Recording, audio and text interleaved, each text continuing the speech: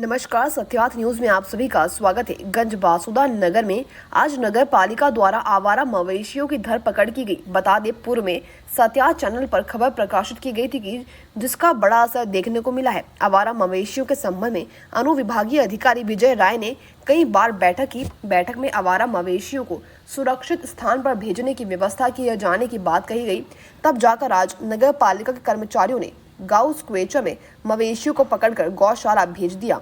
जय स्तंभ चौक पर 11 मवेशियों को पकड़ा गया। नगर पालिका मुख्य अधिकारी जयंत वर्मा ने बताया, आवारा मवेशियों से यातायात में असुविधा हो रही थी। इस कारण उच्च अधिकारियों के निर्देशन में आवारा मवेशियों को धरपकड़ अभियान चलाया गया। यह अभियान प्रतिदिन चलेगा।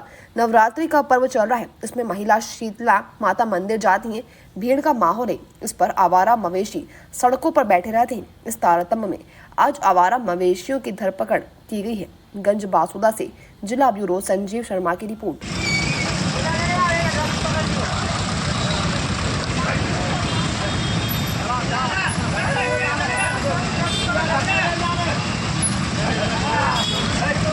आज शहर में गोवंश की धरपकड़ की गई है।